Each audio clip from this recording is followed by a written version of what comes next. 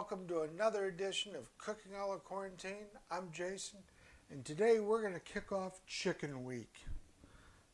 And we're going to start with one of these. I'm trying to do a little bit with themes because people are asking me, well, what do I do with this? What do I do with that?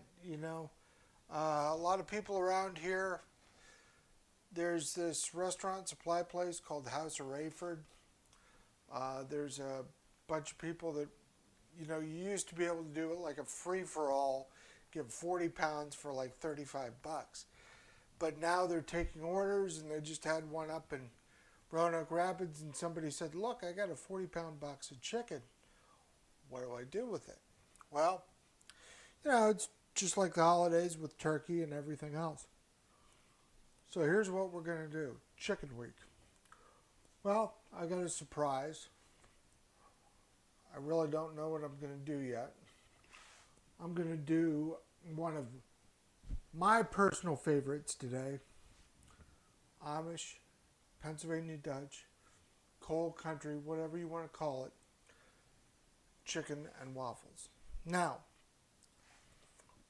these chicken and waffles are a little different than what they have down here in the South. Down here, they fry a piece of chicken, put some waffles over it, add some maple syrup. Yeah, it's cool. It tastes all right. And it's just not what I grew up with. And the whole thing is, like I told you the other days, food brings people together. Tranquility, unity, and harmony. And so, I'm going to bring some Pennsylvania-ness down here to North Kakalaki, and we'll see how it turns out. So, chicken and waffles basically is waffles over gravy with a bunch of chopped up chicken. Now, I know what you're thinking. Jason, school's back. I don't have time to cook for all this crap. What do I do? Well, it's real simple. What I did over here was I used my Instapot and cooked up a bunch of chicken for this week's projects. They were skinned chicken thighs. They got bones in them. I'm going to pull them out. We'll take care of it, whatever. I made a bunch of extra juice so I can make the gravies out of stuff. I'm going to add it to my Brunswick stew. And I might add it to our surprise. I don't know yet because I haven't figured out what the surprise is going to be. It's kind of like, when you go home and you realize, oh crap, it's your wife's birthday. Surprise, honey, I ordered you something on Amazon. I'm as surprised as you are. So that's kind of how this surprise is going to be. I'm just kidding. I plan all this stuff out. It's crazy. So the birthday stuff anyway. The rest of it, I don't have a clue. So anyway, here's what we got. We got some cheddar cheese, got some biscuit mix, got some milk, got some eggs over here. I got some celery and I got some broccoli. Now normally, and some mushrooms. Oh my God, I forgot the mushrooms. I'm so sorry, Stacy. That's right, mushrooms. Look, mushrooms. So, anyway, what I'm going to do is I'm going to add some broccoli to it. I'm going to add some celery to it. Just to give it a little different flavor. I actually like broccoli. I like to shred it up like this with my KitchenAid mixer. And we've got some bacon going. Who knows how I'll put some bacon on it. Why not? So, I'm going to get right back to you. I'm going to grab a chicken and I'll cut it up and put it in pieces over here. We'll be right back. All right, so like I said, this was something that I grew up with. This was a York County thing, Pennsylvania Dutch,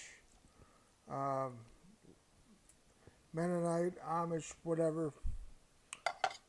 It's all kind of blended in, but yeah, this was something I always enjoyed, and people started making it down here, and they're adding maple syrup and stuff like that, and I'm like, you guys are screwing this thing up. What are you doing?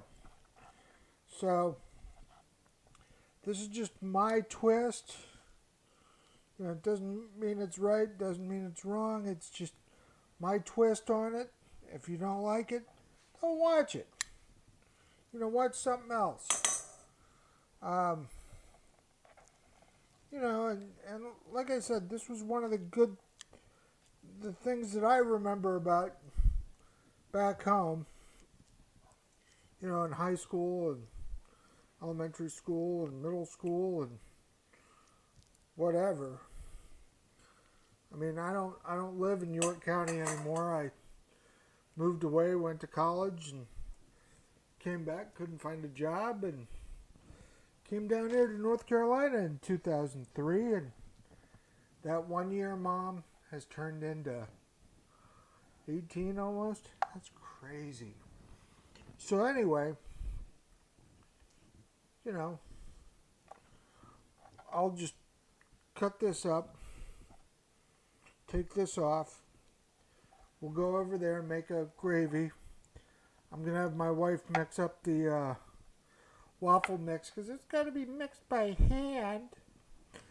And I can't use the mixer, and I'm not going to make it up by hand because it's one of those things. It's kind of a pain in the butt for me to do.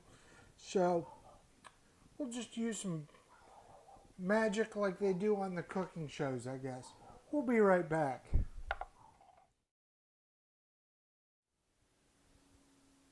Alright, so I've got the waffles mixed up and they're going. That waffle maker is probably from the 50s. My father-in-law collects waffle makers, toasters, and coffee makers. So he was nice enough to give me one of these because for some reason we don't have one. Anyway, so I'm going to try to make the gravy here. So I've made a slurry, which is basically a paste. I'm going to add it to our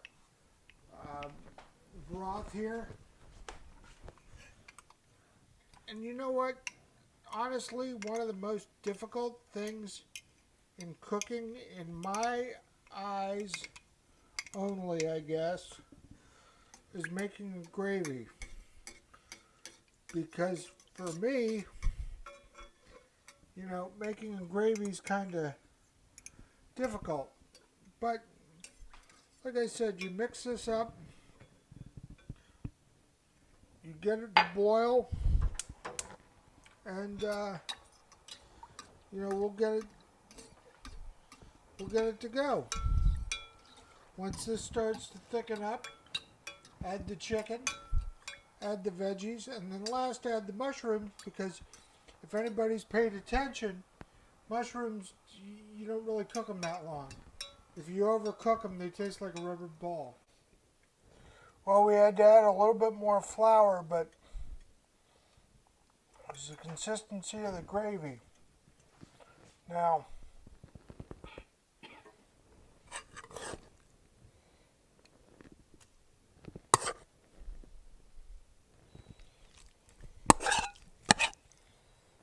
I'm going to add a bunch of chicken in because, you know, I like chicken with my chicken and waffles, I guess. And the rest of it I'll save for another show. I've got my broccoli and celery. The rest of it I'll save for another show. My wife's favorite part of the whole thing, mushrooms. And I don't care if it's overflowing, it's got to have mushroom. So, put this on low, put the cover on it, let it cook a little bit, and we'll be back in about 10-15 minutes.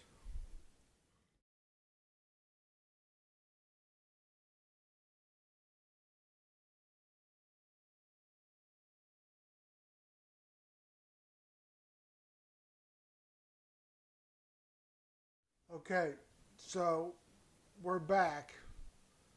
And I told you when I started this show I'd be completely honest with you. So this recipe, I kid you not, here are the ingredients.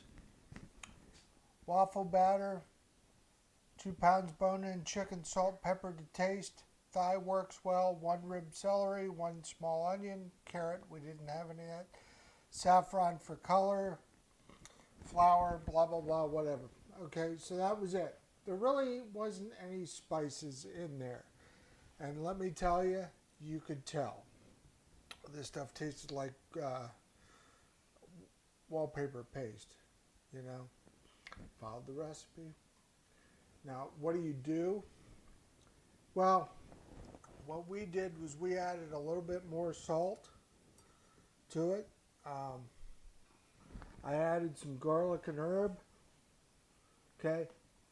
And Nikki Pollard.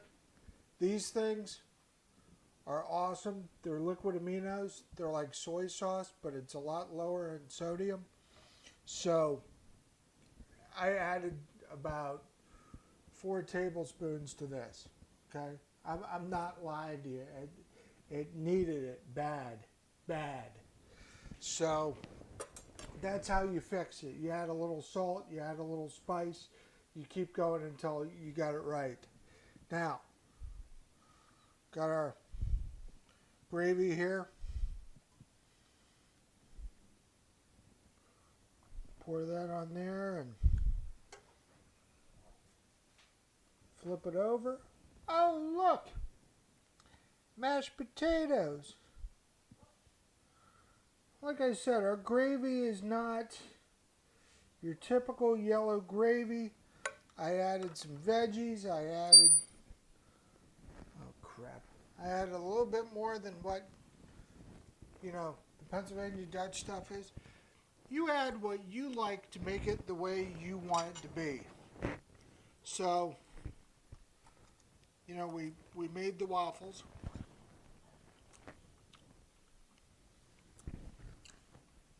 Use an Instapot. They're awesome. They're great. You know what? It's pretty doggone good. I feel like I'm in York County all over again, but with a little bit more flavor. Remember, be kind, be excellent to each other. Have a great day, and I'll see you soon for the rest of Chicken Week.